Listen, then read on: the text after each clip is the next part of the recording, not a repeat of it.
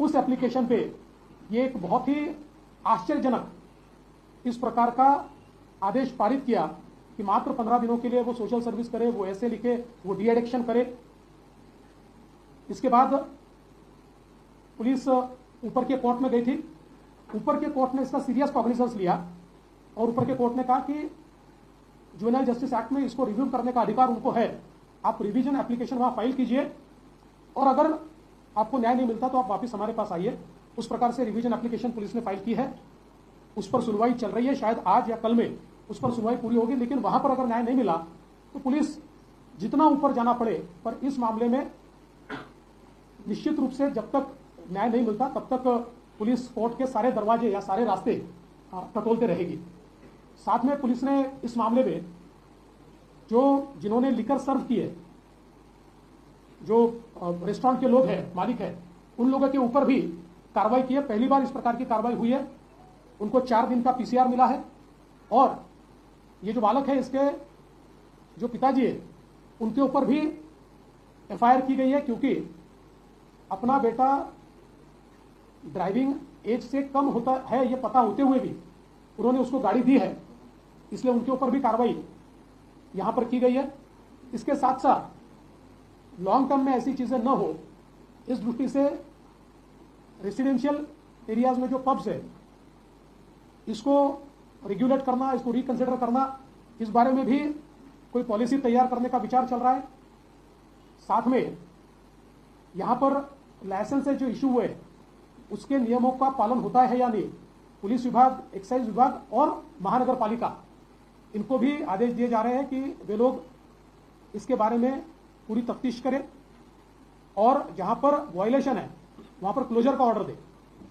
साथ साथ ये जो सारे इलाके हैं इनमें बड़े पैमाने पर नाकाबंदी करते हुए और ड्रंकन ड्राइविंग की टेस्ट लेकर और उनको रोकने के लिए एक व्यवस्था बनाने का भी प्रयास ये पुलिस की ओर से किया जाएगा।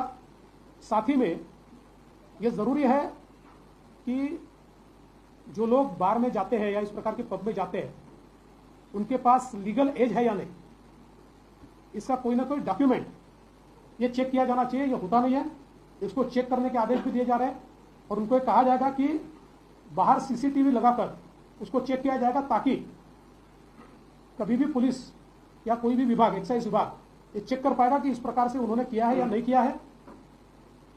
और साथ में ये भी प्रयास होगा कि इस प्रकार की घटनाएं न हो, इस दृष्टि से लॉन्ग टर्म हम लोग कोई व्यवस्थाएं वहां पर कायम करें। मुझे ऐसा लगता है कि ये घटना बहुत ही दर्दनाक है और इस घटना में पुलिस ने 304 अप्लाई किया है, 304A ने। ये हीनियस क्राइम के रूप में पुलिस इसको ट्रीट कर रही है और in the first application itself, यानी कोई आफ्टर थॉट है इस प्रकार से नहीं, in their first application police ने 304 ही इसमें लगाया हुआ है। जब जुवेनाइल जस्टिस बोर्ड के ऑर्डर को मैं देखता हूं तो मुझे आश्चर्य होता है कि इतने गंभीर मामले में इस प्रकार की ऑर्डर कैसे दी गई, इसलिए उसको हम लोग कंटेस्ट करेंगे।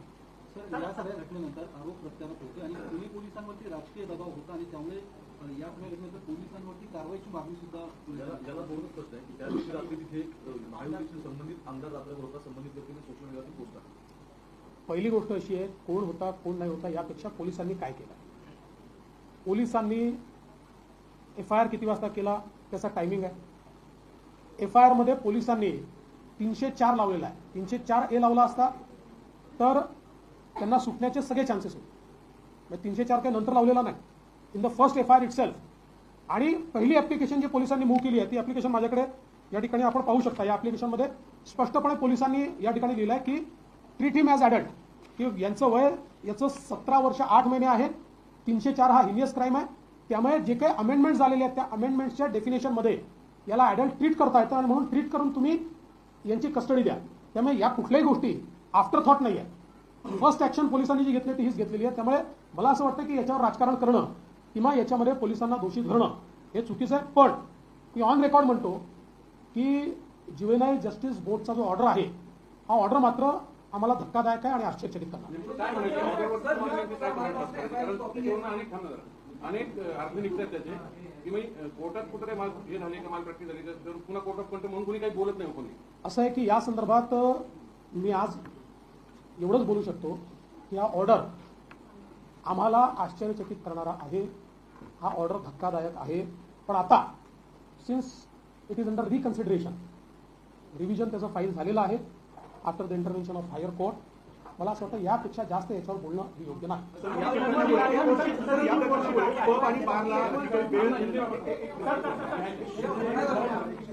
या म्हणजे पब्लिक आउटरीच इतका आहे. स्थानिक लोकांचं असं म्हणणं आहे की पब बारला जी काही वेळ वाढवून दिलेली आहे तर याबद्दल सरकार काही पुनर्विचार करेल का?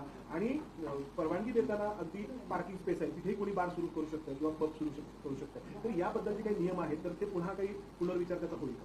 वेळेच्या संदर्भात मी पोलीस विभागाला सांगितलेलं आहे की पोलीस विभागाने या संदर्भात आपला अहवाल सादर करावा आणि पोलिसांना हे देखील सांगितलेलं आहे की महानगरपालिकेला त्यांनी ऑफिशियली, त्यांनी मला काही पत्रावर दाखवलं आणि काही गोष्टी कळवल्या आहेत, पण ऑफिशियली महानगरपालिकेला पोलिसांनी कळवावं आणि या ठिकाणी कुठे कुठे व्हायोलेशन्स आहेत, जे काही लायसन्स देताना कंप्लायन्सेस केले आहेत ते कंप्लायन्सेस नंतर बाजूला केले जातात आणि त्या स्पेसेस सगळ्या यूज केल्या जातात, चुकीच्या पद्धतीने यूज केल्या जातात. त्यामुळे या संदर्भात महानगरपालिकेला ऑफिशियली पोलीस विभागाकडून कळवण्यात येईल आणि महानगरपालिकेला सांगण्यात येईल की त्यांनी याचं पूर्ण याची पडताळणी करा. अपघाताची दोषे कार आहे की विदाउट नंबर प्लेट होती, पण आता अशी माहिती की तिची नोंदणी झाली नव्हती तरी सुद्धा ती रस्त्यावर आली.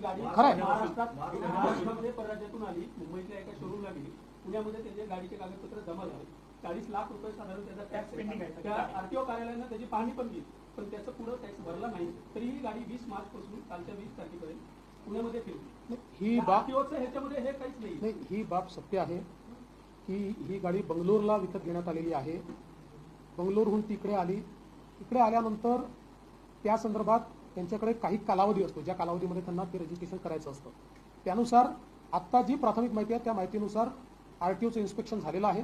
इन्स्पेक्शन नंतर जो टॅक्स भरायचा असतो आणि नंबर प्लेट घ्यायची असते तो टॅक्स भरलेला नाही. त्याही संदर्भात कुठलं व्हायोलेशन असेल तर वेगळा एफआयआर दाखल केला जाईल. आहे ना, आहे एक्साइजची पण आपण एफआईआर की कॉपी हमारे पास में 8:13 19 तारीख को एफआईआर फाइल हुई, लेकिन इसमें 304A है. पब्लिक में ऐसा माना जा रहा है कि अमितेश कुमार साहब और देवेंद्र फडणवीस साहब ने जब इंटरव्यू किया तब येरवडा पुलिस स्टेशन ने 304 में उसको कन्वर्ट किया. नहीं, ये कोर्ट में जाने से पहले 304 किया गया था. देखिए जब सीनियर्स गए, अब कोर्ट का मेरे पास रिमांड है ना, कोर्ट में जब उनको प्रोड्यूस किया गया तो कोर्ट में 304 किया गया है.